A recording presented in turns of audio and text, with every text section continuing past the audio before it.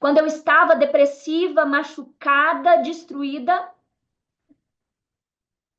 eu pensava, eu vou na igreja.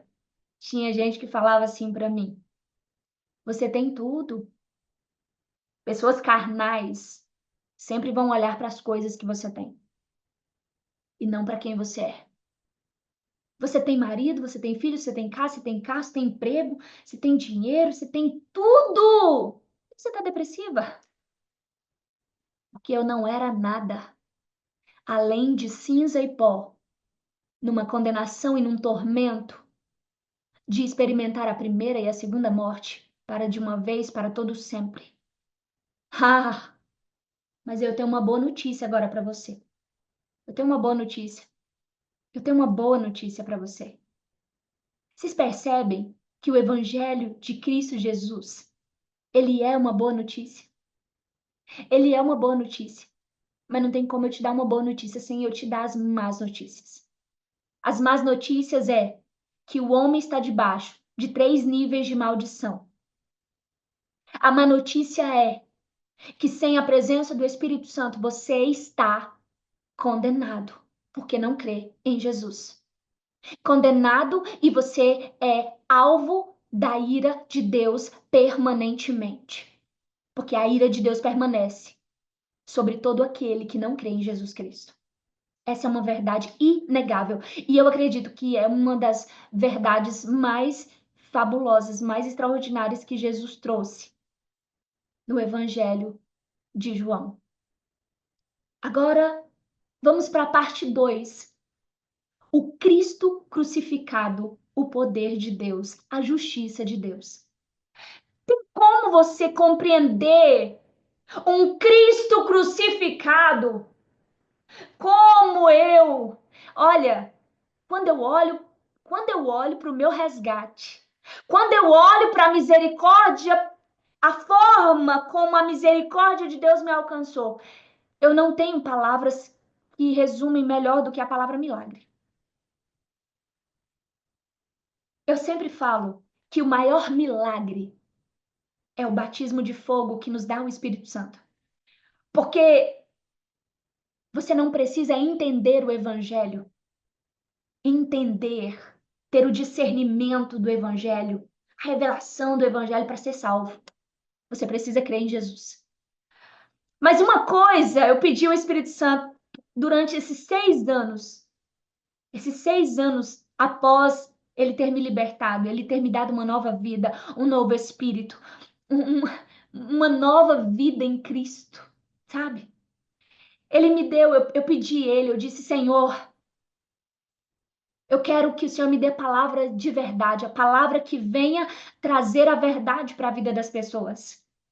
E eu sei que hoje é um marco, é um início de um novo tempo na sua vida e na minha vida e na vida de todos aqueles que ouvirem a palavra do Senhor sendo pregada através da minha vida.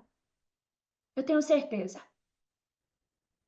Porque quando eu olhava para mim, morta em meus pecados, eu não compreendia o peso e o porquê da ira de Deus permanecer sobre mim. Eu não compreendia a tamanha dor e sofrimento que eu estava vivendo, porque eu não sabia que eu estava morta em meus pecados, porque eu nem sabia que a presença do Espírito Santo me havia sido retirada, porque eu apaguei, porque eu profanei.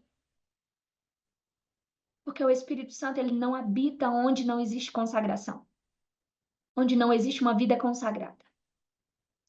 E agora dá para você entender, olhar para o Cristo crucificado, que é o poder de Deus. Eu preciso ler esse versículo. Eu preciso ler esse versículo porque é a verdade, é uma das verdades mais poderosas que o Senhor Espírito Santo poderia nos dar na sua palavra, quando ele diz que o Cristo crucificado é o poder de Deus. Primeira carta aos Coríntios, capítulo 1, versículo 24, diz assim, 1, 24. Mas para os que são chamados, tanto judeus como gregos, Cristo é o poder de Deus e a sabedoria de Deus. Porque a loucura de Deus é mais sábia do que os homens. E a fraqueza de Deus é mais forte do que os homens. E quando você já está aqui nesse nível de revelação, você consegue entender por que a fraqueza de Deus, quando ele desce e encarna-se e se entrega a morrer na cruz, é como se as pessoas, o mundo, o diabo, ele diz como Deus é fraco. Satanás, ele estava olhando para Jesus na cruz e estava, como esse Deus é fraco. E a fraqueza de Deus é o poder de Deus. Jesus Cristo e este crucificado. Eu quero pegar exatamente Cristo e este crucificado. É o versículo, é o 2:2. 1 Coríntios, capítulo 2, versículo 2. Aí Paulo diz assim: porque eu decidi não saber coisa alguma entre vós, senão a Jesus Cristo e este crucificado. Agora vamos entender a justiça de Deus. Ficou claro a ira de Deus. A ira de Deus ficou muito claro. Ficou claro. A ira de Deus. Misericórdia. Eu não quero ver a ira de Deus na vida de ninguém mais. Eu não quero. A ira de Deus. Jamais. Aleluia, Jesus.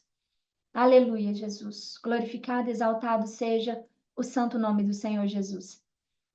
Aí, o homem era o alvo da ira de Deus, porque o homem foi enganado.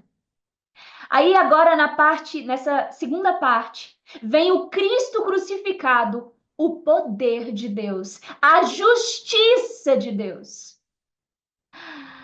Agora eu quero que você volte um pouco comigo. Eu quero que você não precisa abrir a sua Bíblia, mas anote Levítico capítulo 5, versículo 5 e leia, medite no livro da lei do Senhor. Levítico, Números, Deuteronômio, são livros maravilhosos.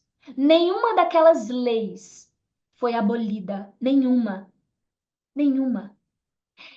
Cristo veio cumprir a lei. Que lei que ele veio cumprir? Qual foi o ponto? O ponto da lei que ele cumpriu, e por ele cumprir esse ponto, toda a lei foi cumprida por meio da fé nele. E nós podemos cumprir a lei por meio da fé de Cristo e em Cristo. O ponto da lei que abraçou toda a lei, veja, quando o povo de Deus começou a adorar a Deus, começou a servir a Deus, começou a invocar o nome de Deus, e o povo começou a clamar a Deus, Deus levantou a Moisés. Deus levantou Moisés para libertar o povo do Egito, da escravidão, do jugo. E o povo lá no Egito estava aflito. O povo vivia em depressão. A depressão se instalou no povo de Deus, tá? Quando você lê lá, você percebe que a depressão se instalou no meio do povo. Aquilo que era prazer, agora não era mais prazer. Agora eles estavam sofrendo e com muitas dores. E por causa do sofrimento e da dor, o que que o povo fez? Começou a clamar. Ninguém clama se não for por sentir dor e sofrimento. Não. Tem gente que fala, se não for pela dor, é pelo amor, pela dor. Não. Nós clamamos a Deus é por dor e sofrimento. Porque Ele é um Deus todo-poderoso para nos livrar de toda dor e de todo sofrimento. Porque Ele é poderoso. É por isso que nós clamamos a Ele. Agora, quem não sente dor e sofrimento, não clama a Deus. Nunca. Por isso que existem muitas pessoas que Jesus diz assim, é mais fácil um camelo passar dentro do buraco de uma agulha, daquelas fendas dos muros de Jerusalém, do que um rico entrar no reino de Deus. Porque um rico costuma ter muitas camuflagens, muitos entretenimentos, e que dá a ele muita força, muito prazer. E ele dificilmente passa por dor e sofrimento. Mas quando isso toca na carne, costuma ser o único meio eficaz para que alguém muito rico sinta dor e sofrimento. É quando ele tem uma doença incurável. E nem todo o seu dinheiro é capaz de dar essa saúde que ele precisa. Costuma ser esses níveis de conversão, esses níveis de misericórdia. Porque um rico tem muitos meios pelos quais ele se mantém entretido, e ele tem muitos meios pelos quais ele tem prazer. Agora, a Bíblia diz: a justiça de Deus. A justiça de Deus, o juízo de Deus. A justiça de Deus é o julgamento e a condenação. O julgamento e a condenação. O julgamento de Satanás foi a morte, o lugar de morte, o lago de fogo, a morte eterna. Aqueles que pecaram, separação de Deus, primeira morte, segunda morte, a morte eterna, e uma vida aqui na terra de dor e sofrimento. Agora vem a justiça de Deus. Aqui é a manifestação do amor de Deus, da bondade de Deus, da misericórdia de Deus. Em Levítico 5:5 diz: E será que, sendo ele culpado em uma dessas coisas, então ele confessará que pecou naquela coisa. E ele trará sua oferta pela transgressão ao Senhor pelo pecado que ele pecou, uma fêmea do rebanho, um cordeiro, um cabrito ou cabrito das cabras, como oferta pelo pecado, e o sacerdote fará expiação por ele acerca do seu pecado. Agora vamos entender. Antes de Jesus Cristo, o povo, para que ele tivesse aí, o pecado não era retirado. A ira de Deus, ela era abrandada. O sangue dos animais não tinha o poder de retirar o pecado do mundo. Mas o sangue dos animais perfeitos, do cordeiro, das cabras, das pombas, isso varia de acordo com a capacidade financeira das pessoas à época. O sangue dos animais abrandava a ira de Deus, aplacava a ira de Deus. E anualmente precisava ofertar um cordeiro ou uma cabra ou uma pomba. Aí vocês vão ler lá na lei e vocês vão ver que tem os níveis. Cada pessoa que não tinha condições de um boi, de uma cabra, então ele dava aquilo que era condição. Se ele não tinha condição de levar as pombas, as rolinhas, ele levava a farinha e assim sucessivamente. E de acordo com o seu nível de poder aquisitivo. O certo é que precisava ser um cordeiro sem defeito, sem um cordeiro perfeito. Naquela época, para abrandar, para aplacar a ira de Deus. Só que Deus, sabendo que o sangue de animais não era possível, o sangue dos animais não tinha o poder de tomar, de retirar de nós a iniquidade, a natureza da iniquidade e nos dar vida. Não era possível. Então, não existia no mundo, não existia na terra, nem um tipo de oferta que seria suficiente, completamente suficiente e perfeita para que o perdão de Deus fosse liberado e para que o homem, morto em seus pecados, fosse justificado. O que é justificado? Livre de culpa, livre de condenação, livre do juízo de toda a ira de Deus. O que é um homem justificado? É um homem que é a plenitude de Deus. Por isso que o justo de Deus, Jesus Cristo, ele desceu do céu, o Espírito de Deus desceu e encarnou-se no seu Filho Jesus Cristo. E Jesus Cristo não pecou. Ele foi tentado em tudo, ele não pecou. Ele foi o único filho do homem que viveu nessa terra sem pecado. Segunda carta aos Coríntios 5:21 diz: porque aquele que não conheceu pecado, ele o fez pecado por nós, para que fôssemos feitos justiça de Deus nele.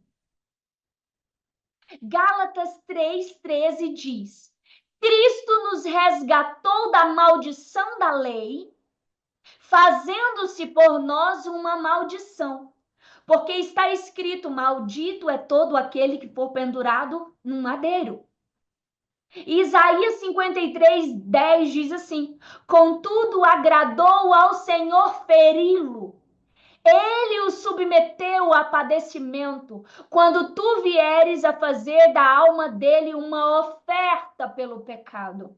Ele verá sua descendência, ele prolongará seus dias e a vontade do Senhor prosperará nas mãos dele. O que significa o Cristo crucificado? O Cristo crucificado significa que o alvo da ira de Deus que estava sobre o homem morto em seus pecados, porque Jesus Cristo carregou sobre ele todas as transgressões, toda a impiedade, toda a iniquidade, todos os pecados desde Adão, desde a incredulidade de Adão.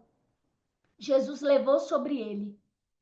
E Jesus Cristo foi alvo. Alvo de quê? Quem já imagina? Da ira de Deus. Jesus Cristo se entregou. Ele foi alvo. Ele foi uma oferta voluntária, espontânea.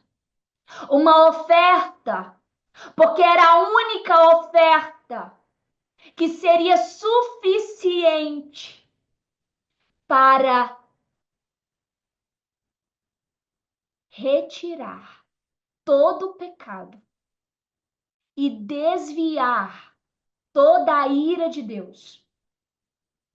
Porque toda a ira de Deus, o cálice da ira de Deus, que estava destinado a todo homem que não creu em Deus beber, Jesus bebeu do cálice da ira de Deus, que está guardada para Satanás e seus demônios, e para todos aqueles que não terão seus nomes inscritos no livro da vida, para todos aqueles que não creem e não crerem em Jesus Cristo, que Jesus Cristo é o Filho de Deus que desceu do céu para desviar a ira dele, de Deus, da sua vida para a vida de Jesus. Jesus Cristo, quando ele foi crucificado, aí você vai voltar lá agora, sua mente. Jesus Cristo, quando ele foi crucificado, ele foi o alvo da ira de Deus, porque ele carregou o pecado e tirou e removeu o pecado. Ele destruiu no corpo dele o corpo do pecado.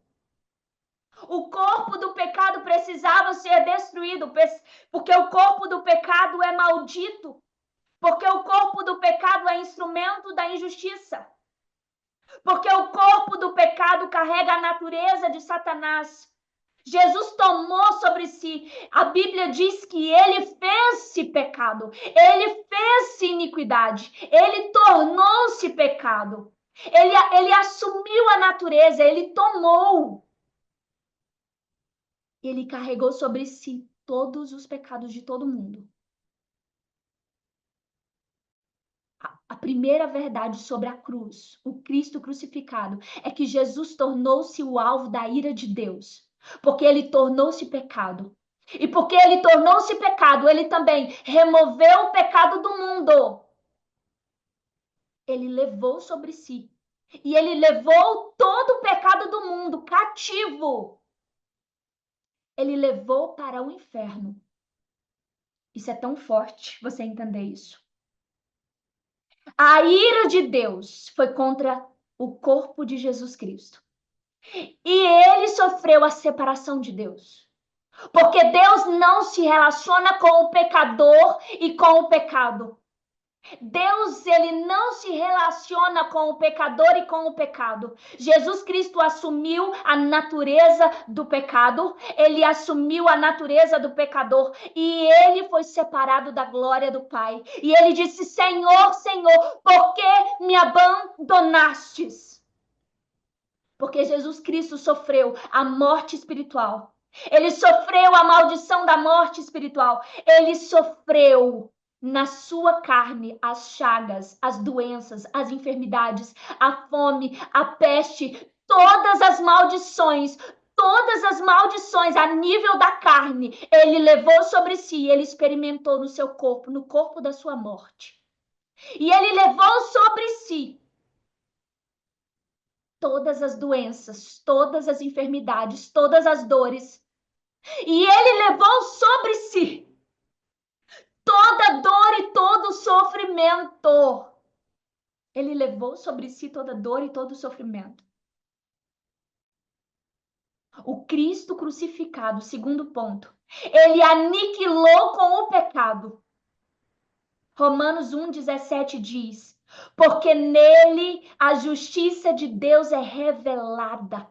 O que significa a justiça de Deus é revelada? A penalidade cumpriu-se no corpo de Cristo crucificado. O Cristo crucificado sofreu a justiça de Deus, que era a morte, a destruição do corpo do pecado. Quem está entendendo? Ele padeceu. Hebreus 9, 26 ao 20 e 28 diz assim. Hebreus 9, 26 e 28. Se assim fosse, Cristo precisaria sofrer muitas vezes, desde o começo do mundo, mas agora ele apareceu uma vez por todas, no fim dos tempos, para aniquilar o pecado mediante o sacrifício de si mesmo. Assim também Cristo foi oferecido em sacrifício uma única vez para tirar os pecados de muitos, e aparecerá uma segunda vez, não para tirar o pecado, mas para trazer salvação aos que o aguardam. Meu Deus. Quem está aguardando o Senhor Jesus voltar pela segunda vez ou ir para a eternidade? 1 Pedro 2,24 diz. 1 Pedro 2,24 diz: aquele que em seu próprio corpo levou os nossos pecados sobre o madeiro, para que nós, mortos para os pecados agora eu não estou morta em meus pecados, agora eu estou morta para os pecados, pudéssemos viver para a justiça, pelas suas feridas fostes curados. Sabe a dor e o sofrimento? A dor e o sofrimento. A culpa, a condenação pelo pecado. A dor e o sofrimento que causa depressão, que causa pânico, que causa tristeza, que causa angústia profunda, que causa suicídio, que causa morte, que causa destruição. As feridas, as chagas de Jesus curou. Hebreus 10:4 diz aquilo que eu disse lá atrás. porque não é possível que o sangue de touros e de bodes tire pecados, porque somente o sangue de Jesus Cristo, o sangue do próprio Deus, o sangue do próprio Deus, ele nos deu. Por isso que quando cremos em Jesus e recebemos o Espírito Santo, nós tomamos parte da natureza de Deus e nos tornamos santos, justificados, puros, como Cristo Jesus, por causa de Cristo Jesus e em Cristo Jesus, na cruz do Calvário. Eu quero que você abra uma das mais belas declarações que existe na palavra de Deus, uma das mais belas e mais poderosas verdades. Primeira carta aos Coríntios, capítulo 15, versículos 3 e 4. Isso aqui é um selo do que Jesus fez na cruz. Essa palavra diz, primeira carta aos Coríntios 15, 3 e 4. Porque eu vos entreguei, primeiramente, o que também recebi, como que Cristo morreu por nossos pecados, de acordo com as Escrituras, e que foi sepultado, e que ele ressuscitou ao terceiro dia, de acordo com as Escrituras. Eu vou ler de novo aqui para você. Agora você vai começar a entender a revelação com muito mais profundidade. João 16, a partir do versículo 7. Todavia digo-vos a verdade. Convém-vos que eu vá, porque se eu não for, o Consolador não virá a vós. Mas se eu for, eu vou-lo enviarei. E quando ele vier, sentenciará o mundo do pecado e da justiça e do juízo. Do pecado, porque eles não creem em mim. Da justiça, porque eu vou para o Pai e vós não me vereis mais, porque o corpo do pecado foi aniquilado com Cristo Jesus. Glória a Jesus. Do juízo, porque o príncipe deste mundo já está julgado. Porque o príncipe deste mundo já está julgado. Porque o príncipe deste mundo já está julgado. Agora vem do pecado.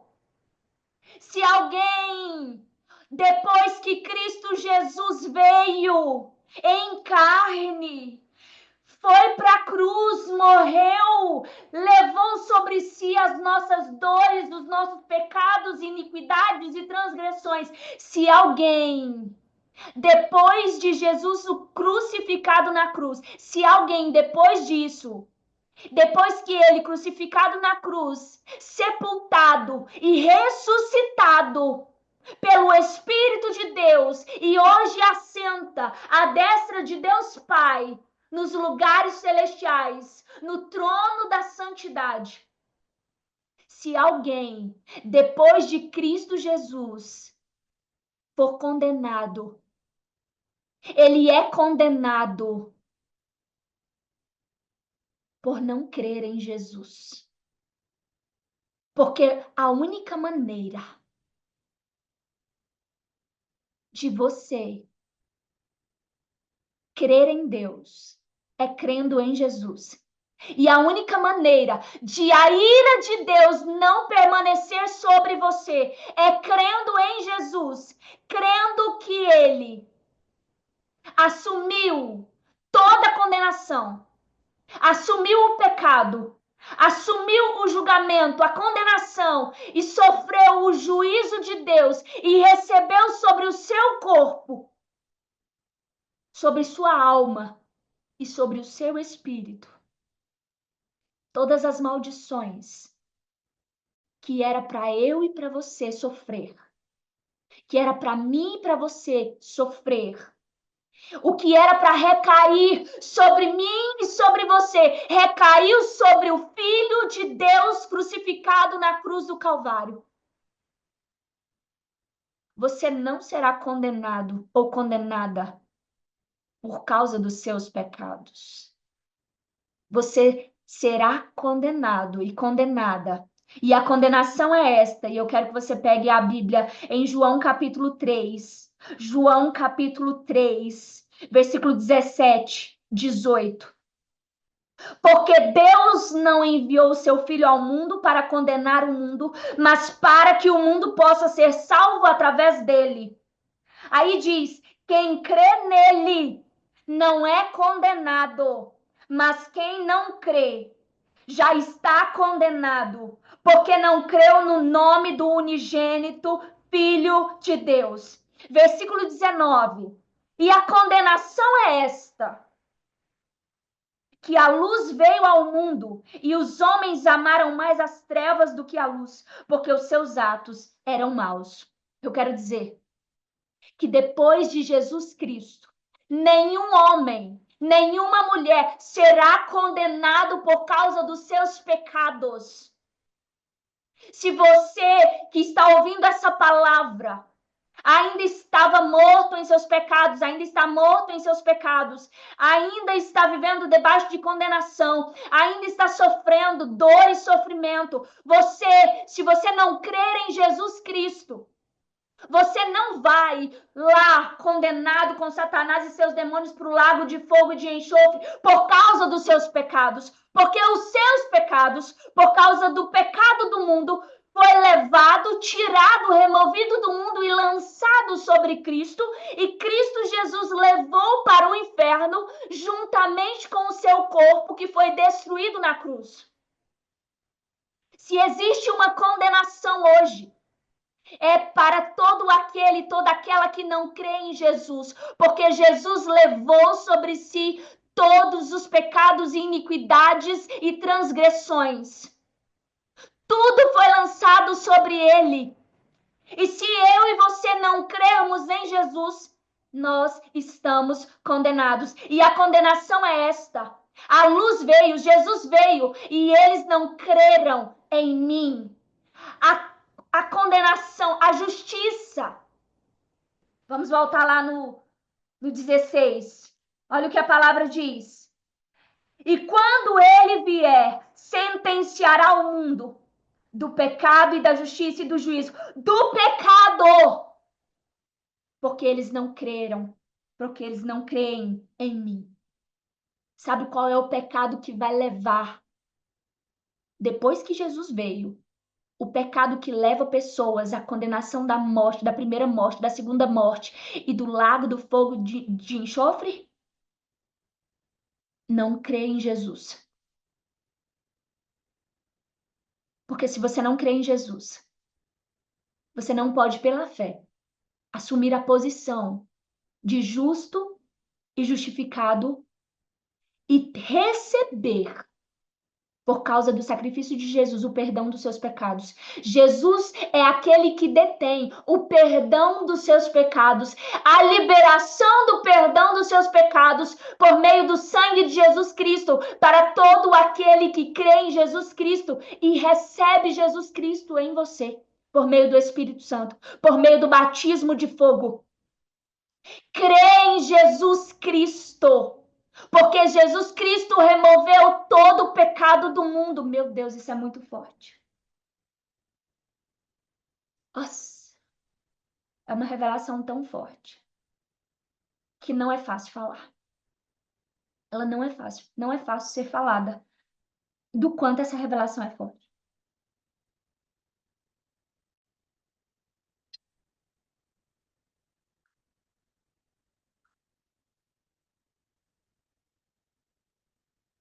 Cristo morreu por nossos pecados. Cristo morreu por nossos pecados, de acordo com as Escrituras, e foi sepultado, e que ele ressuscitou ao terceiro dia. A ira de Deus foi totalmente executada realizada uma única vez em Cristo Jesus. Da mesma forma que a ira de Deus, nos 3 níveis de maldições, veio para a minha vida por meio de Adão, por meio do seu único ato de transgressão, por meio do sacrifício de Jesus, pela fé, eu assumo a posição, a natureza de justo, de santo, por causa de um homem que morreu pelos meus e pelos pecados do mundo.